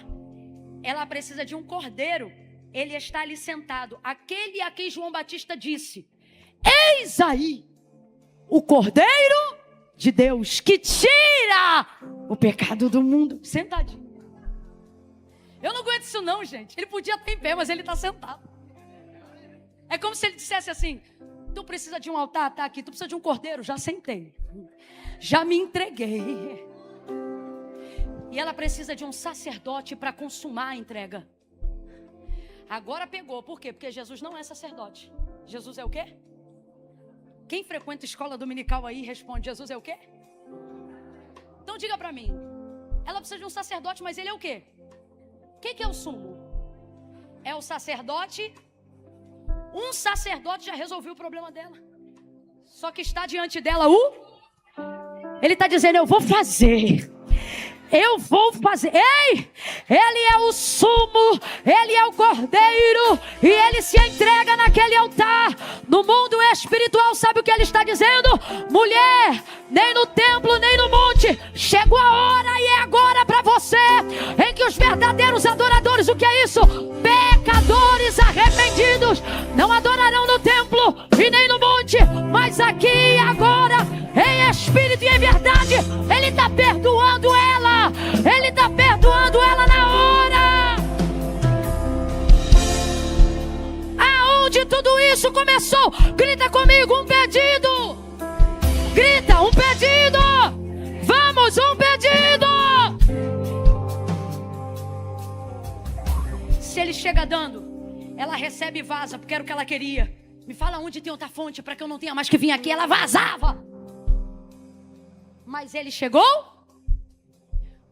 Tire hoje. Que seja quebrado agora em nome de Jesus toda mentalidade miserável, sistêmica, mundana, de que você só pode receber. Sabe por quê? É essa mentalidade que te livra da maior libertação que o mundo já pregou. Por quê? Se não gravou nada do que eu disse nessa 1h30, eu acho que foi na verdade 2 horas. Se tu não gravou nada, grava uma coisa. Deus dá para qualquer um. Então sai dessa ideia de que eu sou abençoada porque eu estou aqui. Deus bota aqui quem Ele quiser, irmão. Púlpito não espanta Deus em nada, não. Inclusive tem muita gente que não presta e vive por aqui. Estou falando da igreja aqui não, estou falando em geral. Veja como Deus abençoou fulano. Já vai para o 3º carro. Você é um bobão. Você está ficando alienado mentalmente, espiritualmente falando. Você já ficou miserável, está na mesa da recebedoria e não percebeu. Veja como Deus abençoa a fulana. Olha como ela viaja. Olha como vai, olha como vem. Eu vou lhe falar algo e depois de 15 anos vivendo integralmente o ministério, de modo visceral. O que é isso? Irmão, minha vida é para Deus. Eu não tenho direito de pecar, nem condições, nem chance, não dá tempo.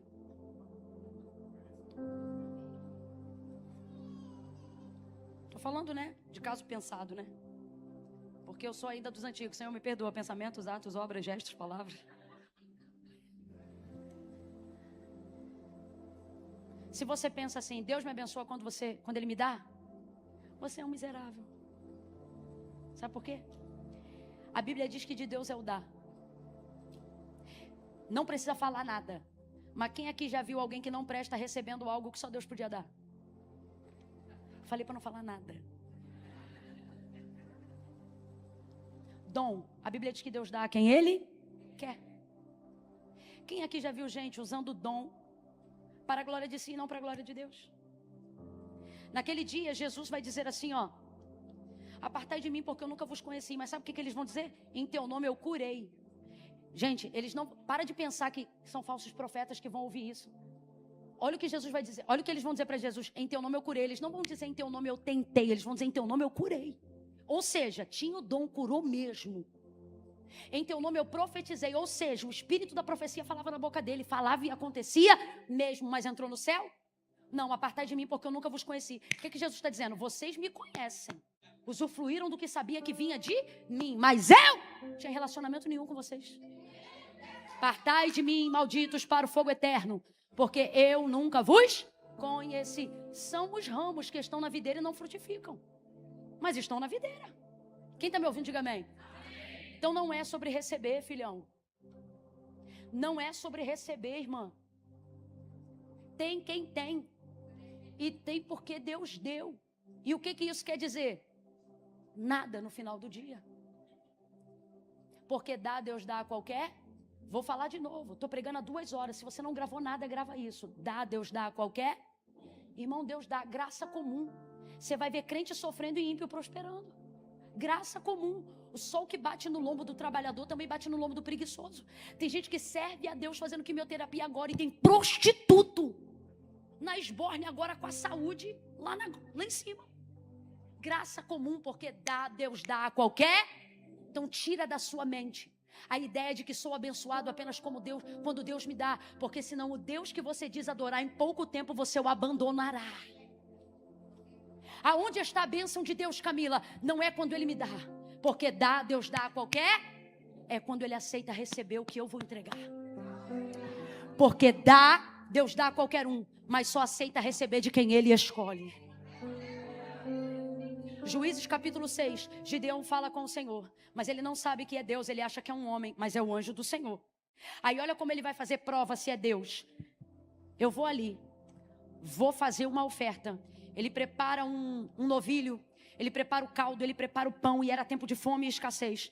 Aí ele traz de volta, ele já está revoltado com aquele homem, dizendo: eu sou contigo, se o Senhor é comigo, por que eu estou aqui, não sei o quê. Ele diz: fica aqui, vamos ver agora se é Deus. Era assim que se provava se era Deus. Não era com Deus entregando, era ver se Deus aceitava. Aí você vai entender por quê. Ele volta com o boi dele, o novilho dele, o bezerro dele, cozido, com caldo. Aí o anjo, que ele acha que é homem, diz assim para ele: bota sobre a pedra. Aí ele bota, derrama o caldo em cima, ele derrama, distribui os pães em volta. Aí vem o homem com o cajado, mas não é homem, é o anjo do Senhor, é Deus. Aí vem ele com o cajado. O texto diz que ele pega a ponta do cajado e toca na oferta de Gideão. Quando ele faz isso, pode olhar lá. Quando ele faz isso, o texto diz que um fogo vem de baixo para cima e consome. Sobra nada. Nessa hora Gideão diz assim: ai! O grito do judeu. Todo hebreu que pensa que vai morrer, grita, ai, meu Senhor! Aí ele pensa, eu vou morrer. Nessa hora o anjo some. Gideão fica perturbado. Era Deus, eu não sabia, eu vou morrer. Igual Jacó, quando vê a escada e pensa que só estava tirando um cochilo. Ai! Aí a voz do Senhor vai dizer a Gideão, não morrerás. Como quem diz, fica calma, eu não vou te matar não. Era Deus. Ele sabia que era Deus? Como que as pessoas querem saber se é Deus hoje? E é por isso que vocês, eu, continuamos perdidos em algumas decisões. Se é o Senhor mesmo, me dê tal coisa. Se é o Senhor mesmo, a porta X vai abrir. Se é o Senhor mesmo, fulano vai me convidar. Se a gente quer saber se é Deus, dando. Só que Deus me trouxe aqui nessa manhã para dizer para você, dá, eu dou para qualquer um. Eu dou até para quem não pediu, cabeçudo. Agora, receber, eu escolho.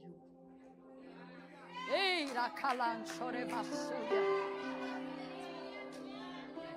Eria malacaia sorianderevalagasoria.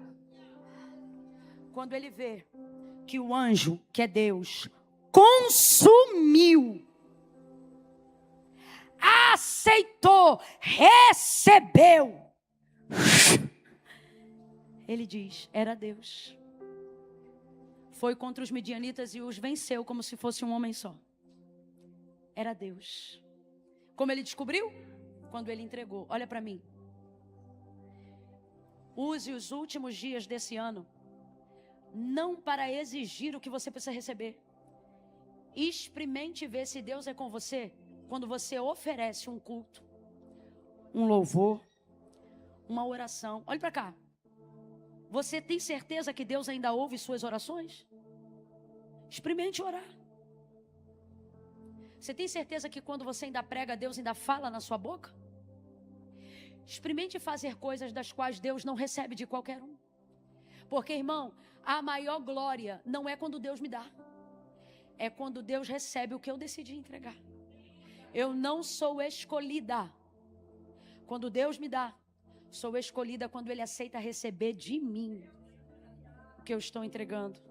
Fique de pé, você que estava sentado. Senta na cadeira deles, você que estava de pé.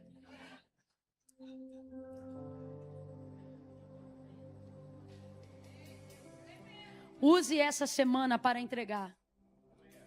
Aplique a palavra, senão você a perderá.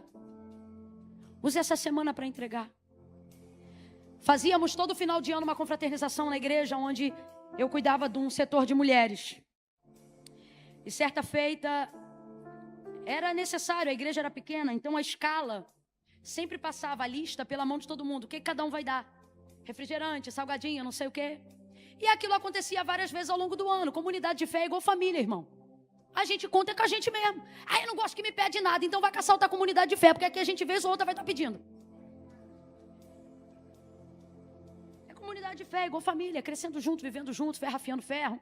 Às vezes uma tem a farinha de trigo, outra tem o óleo, outro tem o ovo, vamos fazer o bolo e assim vai. E era assim. Daí então, um dia a gente já estava chegando tipo que na terceira confraternização de final do ano, porque muitos departamentos, aquela coisa bem assembleiana. E aí uma irmã, uma senhora, profeta do Eterno, mas ela entrou num estado de ira tão grande com a nossa petição, que ela deu um grito na reunião, ela falou, eu não vou dar mais nada. Já dou o dízimo, já dou oferta. Toda vez é isso. Ela se indignou. Aí a líder disse assim, não tem problema, irmã. Só traga se você puder. Se não puder, venha. Sua presença é mais importante. Aquela líder com a sabedoria, né? Na minha mente eu já tinha vários pensamentos intrusivos. Vários. Mas me contive. Ok. Chegou o dia da confraternização, cada um trouxe uma coisa. Eu me lembro que eu levei cuscuz de tapioca. Aí, a mesa farta, ela com raiva trouxe, nunca mais eu vou esquecer, ela trouxe um bolo bonito de fruta. Trouxe um bolo maneiro. Pensa num trem que tu comia com olho primeiro. Bom. Aí botou. Aquela confraternização visava trazer muitos visitantes. Tinha um alcance de almas. Então tinha muita gente dali que não era da igreja. Irmão, e crente dificilmente sobra para levar para casa num evento assim. A mesa estava posta na recepção da igreja. Todo mundo comeu de um tudo, absolutamente tudo. Lá para o final, quase 10 da noite, a líder passou pela mesa. Gente, o bolo da irmã estava intacto. Estou no altar em Deus, digo a verdade, não minto.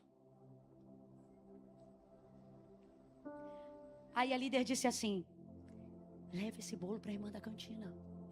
Deve ter acontecido alguma coisa. Por que ninguém comeu o bolo? Aí eu me lembro que a irmã da cantina pegou o bolo e começou a oferecer para as pessoas. Gente, ninguém me contou não. Eu estava lá, Tiago, eu vi. Leva um pedaço para sua família, um pedaço. Não, muito obrigada, eu tô cheio. Eram pessoas que não estavam na reunião, que não tinha nada a ver com aquilo. Ou seja, ninguém sabia. Aquela rejeição não era normal. Você dá um pedaço de um bolo para um crente, ele dizer que não vai levar. Gente, tem alguma coisa errada. Nós, as líderes que estavam na reunião, porque a reunião também não era para a igreja toda, olhávamos umas para as outras dizendo assim, quem contou? Pensando assim, meu Deus, não se faz isso.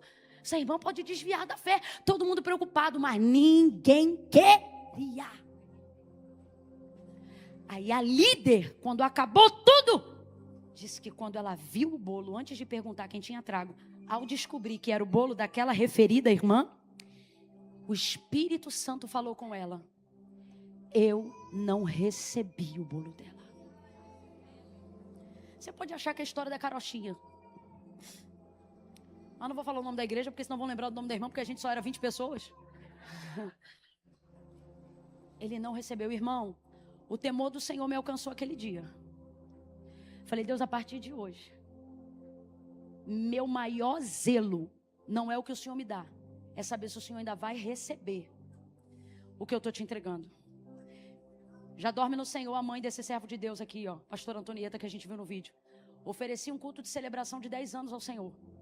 O culto estava maravilhoso, aparentemente apoteótico, todo mundo recebendo o poder de Deus, andando em língua, marchando, aquela coisa, meu Deus do céu, parecia vigília. O culto começou 6 horas da noite com o joelho no chão, a igreja lotada.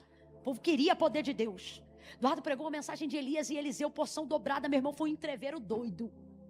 E eu, gélida, porque eu fiz uma oração na madrugada e eu disse assim, Senhor, depois de 10 anos eu quero saber se o Senhor ainda é comigo como era quando me chamou. Para tanto, eu vou fazer uma prova contigo. A palavra que o Senhor me deu quando me chamou foi a palavra do livro tal, do capítulo tal, no versículo tal. Dá-me um sinal de que és comigo. E me lembra se tu ainda lembra dessa palavra, para eu saber que eu ainda sou tua. E que tu és meu. Só que o culto transcorreu, era profeta voando de um lado para o outro e em mim ninguém entregava nada. Então eu já estava tipo assim, eu vou queimar no fogo do inferno mesmo, porque tá todo mundo recebendo, só eu que não recebo, Deus fala com todo mundo, só não fala comigo. Eu perturbada já emocionalmente. Lá para o final do culto, a pastora Antonieta foi chamada para orar pelo Eduardo que ia pregar. Aí ela sobe no altar e ela diz assim, pode olhar, tá lá na internet. Ela sobe no altar e ela diz assim, eu vou orar, mas primeiro eu preciso liberar uma palavra. Livro tal, capítulo tal, versículo tal. Aí nessa hora, irmão, eu já queria o chão, mas ela pegou pela minha mão e começou a andar comigo no altar, e eu tenho essa foto até hoje. E ela disse, pode pular, porque ainda tem muito chão. Pode, e ela liberou, para mim o culto começou, foi ali. Porque eu disse assim, agora eu sei que o Senhor recebeu a minha oferta, a minha entrega, o ministério, a minha vida. O que eu estou querendo dizer para você? Daqui para o final do ano, faça a prova de Deus, mas não como o mundo ensina, se é o Senhor me dê, se é o Senhor faz. Não! Comece a pedir, Senhor, o que eu posso te entregar que o Senhor vai receber? Irmão, você vai ver que tem mais alegria em fazer isso do que receber. Feche os olhos e curva a sua cabeça agora. Faça um concerto com Deus nessa manhã. Faça um concerto com Deus nessa manhã. Senhor, se a minha mente tem sido enredada por uma cultura mundana, sem eu perceber, mesmo dentro da igreja, eu tenho me afastado dos preceitos primordiais, que não é o que o Senhor me dá, mas é o que o Senhor aceita receber de mim, é ter a tua presença. Me perdoa, me alcança. Como igreja, como nação, Eu me coloco agora como um sacerdote, como um profeta para esse país. Ore, ore, ore. E eu lhe peço, Senhor, perdoa os pecados dessa nação. Todos os pedidos, toda a ideia de que era o Senhor e não era, que caia por terra agora todos os sofismas do diabo. Que toda linguagem de amor baseada só em matéria caia por terra nessa noite, nessa manhã. Em nome de Jesus. Agora eu vou te dar 60 segundos aí para você pensar em algo que você vai entregar para Deus ainda essa semana e vai esperar dele notícia se ele recebeu, seja pela palavra, seja pela boca de um profeta. Faça com Deus um propósito aí agora. O que você pode entregar para Deus essa semana? Um jejum de meia-noite a meio-dia? Um propósito de não ligar a televisão? Cadê aquelas coisas que você entregava? Uma semana sem refrigerante? Cadê aquelas coisas que você fazia? Tantos meses sem aparar a ponta do cabelo. Alguém vai dizer que é loucura, mas você está aqui nessa noite no desejo de um conserto. Senhor, eu quero voltar a te entregar e ver se o Senhor ainda recebe quando sou eu. Porque senão, eu quero me mover em direção ao que é certo. Eu não quero ficar na dopamina do algoritmo. Eu não quero ficar no flow do momento, não. Vamos, ore, ore, ore, ore.